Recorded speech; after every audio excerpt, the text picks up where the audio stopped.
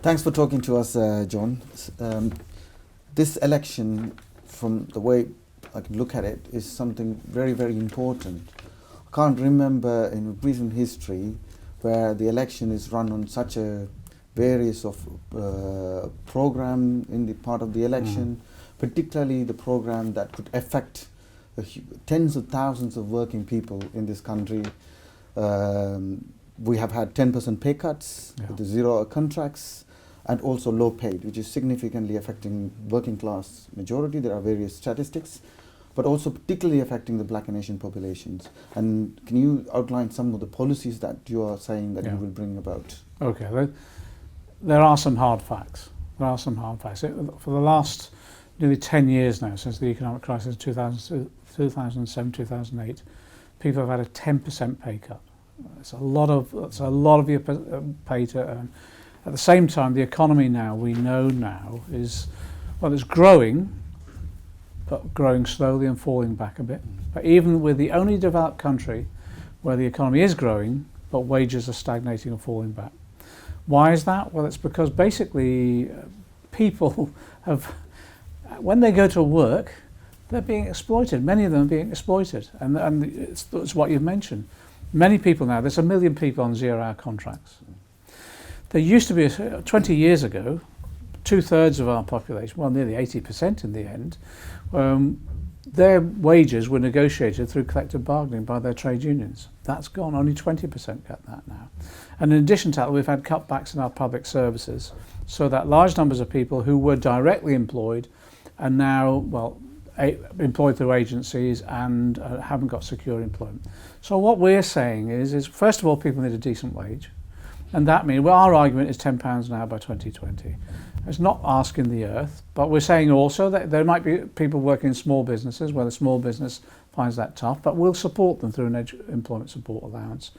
But where people go to work, small business don't have to worry about £10 increase. They'll be supported, they'll be assisted to do that. Because what we want to do is make sure we grow our economy. We don't want to put businesses out of operation, but we do want people paid properly. And we can't have a situation where 2/3 of our children who live in poverty, we've got 4 million living in poverty at the moment, we can't have where 2/3 of them are actually in families where someone's at work. That's because of low pay. But it also means we've got to ensure that people have rights at work again. There used to be a situation where you went to work and you joined a trade union. From day one, you'd be able to be represented by that union. We want to restore trade union rights from day one of a person's employment. So we think if you can get a decent real living wage, you get restore trade union rights, you're then protected then for the long term. But it's also important that we work with businesses too, so that we invest in our economy, the infrastructure that they need to thrive and to grow, and that at the same time, particularly small and medium enterprises are supported because they're going to be the engine of growth in our economy.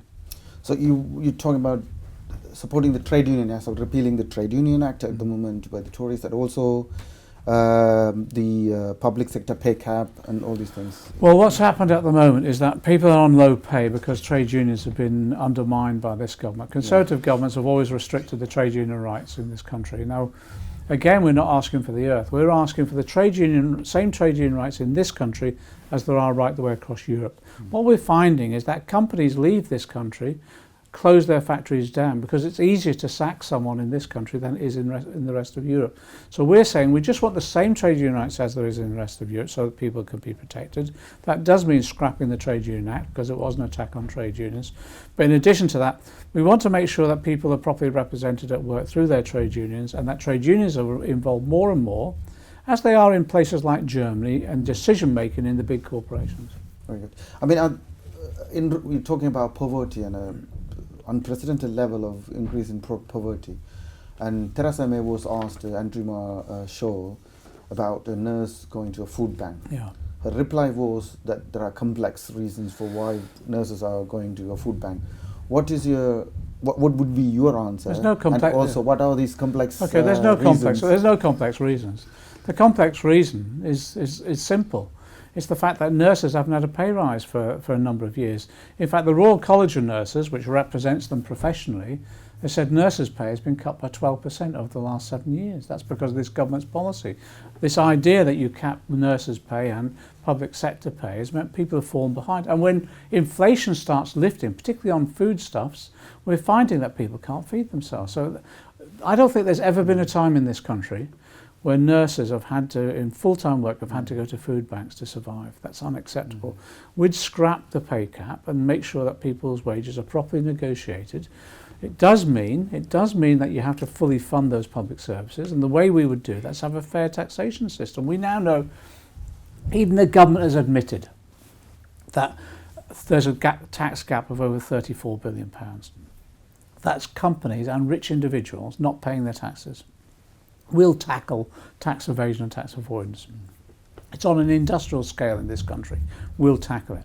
In addition to that, we will be saying to the corporations and the very rich, the top 3%, that actually the giveaways in tax giveaways that the Tories have introduced, we will take back, because we can't afford, in the same time as not having taxes paid by the rich and the corporations, at the same time giving them tax giveaways.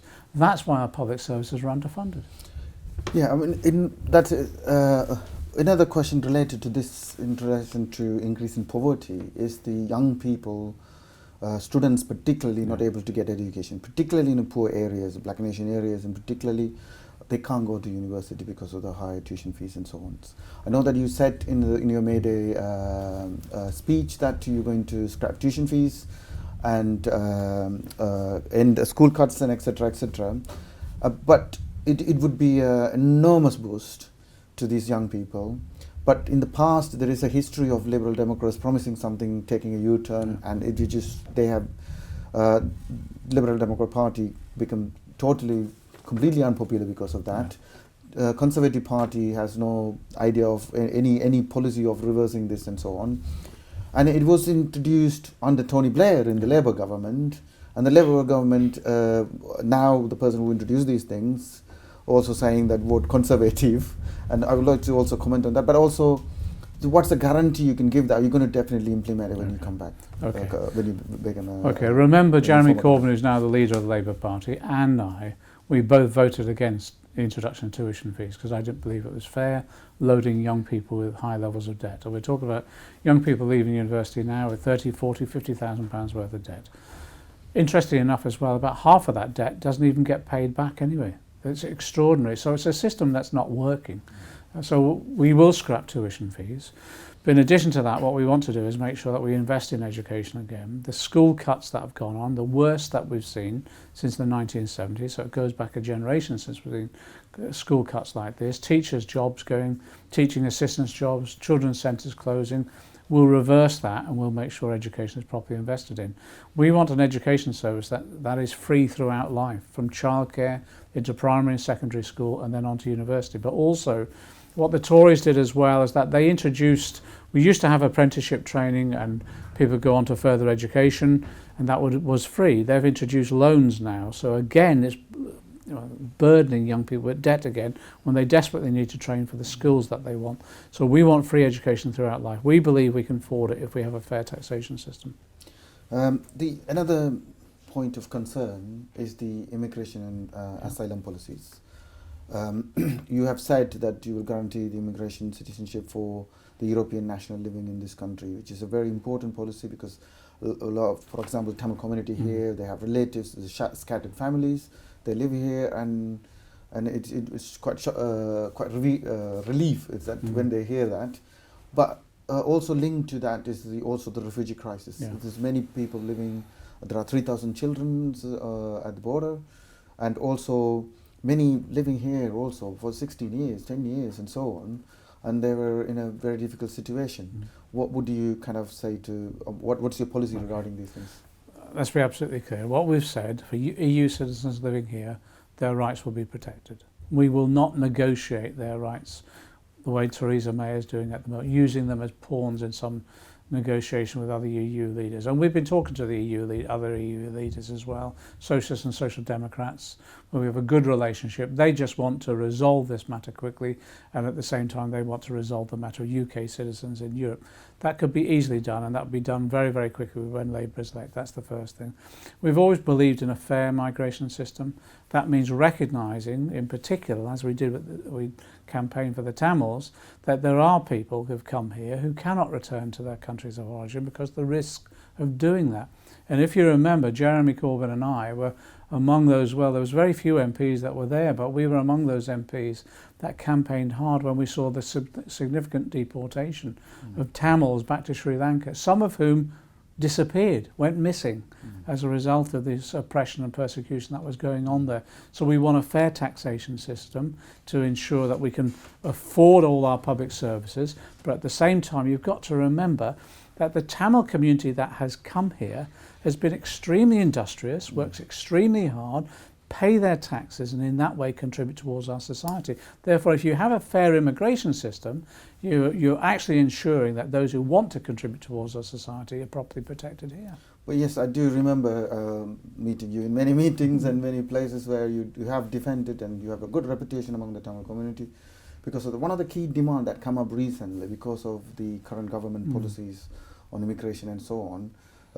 Because there's these people living here for years and years, they cannot work, they're not allowed to work, they live in a limbo, extremely mentally affected already, they have suffered. So one of the demands they are advancing now, they are coming together, is allow the right to work, but also close down the detention centre and so on. So what would the scale of detention in this country is extraordinarily large, and we've been campaigning. I've got 2 detention centres in my constituency. There used to be one centre which used to have maybe 24, 25 people in. I've got 2 detention centres now with nearly 1,000 people locked up there, most of whom have never committed any crime whatsoever. And actually it's interesting, at least a third of them win their cases and return into the community itself. That's the first thing. We're worried about the scale of detention. Secondly, the issue is allowing people to work. We've campaigned, and actually on a number of individual cases that we've taken up, we've been successful in ensuring that people have been given the right to work to support themselves and their families. We've got to have a system that's fair, but is also in the interest of the country overall, and that means making sure people can contribute economically and support themselves. That's very good. Well, linked to that, but will there be a policy to allow them, give them a right to work, at least while they remain? What we'll be doing is reviewing the whole status of individuals themselves, but it is with a view to making sure that people are treated fairly, and that means ensuring that they can support themselves as best they can too. Thank you. Related to that, also very important, particularly to the Tamil community, is the Human Rights Act. The Conservative government said they're going to get rid of the Human Rights Act, which is also a It's concern. a step backwards. It's a step backwards. Particularly the Tamil community, where campaigning on the human rights, the atrocities that went on in Sri Lanka. So it's linked to here what we have human rights, but also in Sri Lanka what's human rights.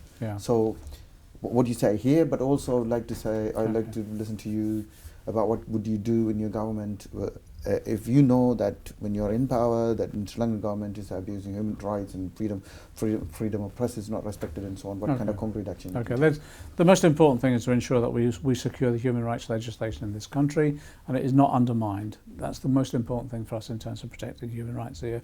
And there are some worrying concerns that we have about what the Conservatives are planning to do with regard to undermining human rights, particularly with regard to Brexit as well. So what we want to do is secure the legislation in this country. That's the first thing. The second thing is that, look, Jeremy Corbyn and I have taken an interest in what's happening in Sri Lanka to the Tamil community over years. We've been involved, demonstrations, representations, taking up individual cases. And I just give the example of what's happening at the moment. We've seen protests in recent months about what's happening in terms of Tamils, in terms of still the disappeared, families that have disappeared. And I've had constituents who've gone back to Sri Lanka and disappeared as well, so there's real worries there.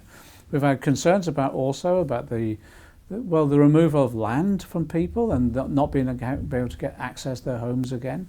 And also, remember, there's a real concern. In the recent newspapers, we've seen that there's something like for every 5 Tamils, there's 1 soldier. Now, that sort of concerns that we have about the status of Tamils within their own country, we've been taking up continuously.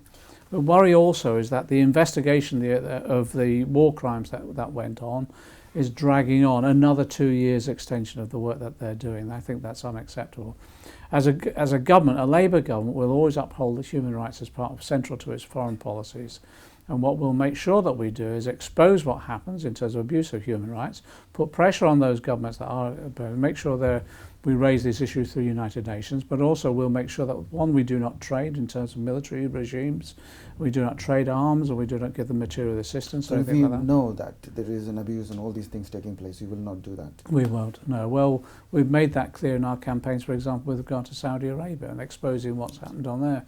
What we want to do is make sure the Sri Lankan government abides by its human rights commitments, and we'll do all we can to do that. We've campaigned as backbenchers, as just ordinary MPs, and we'll continue to do that when we go into government. Thank you very much, McDonnell. Thank you very much. Thanks.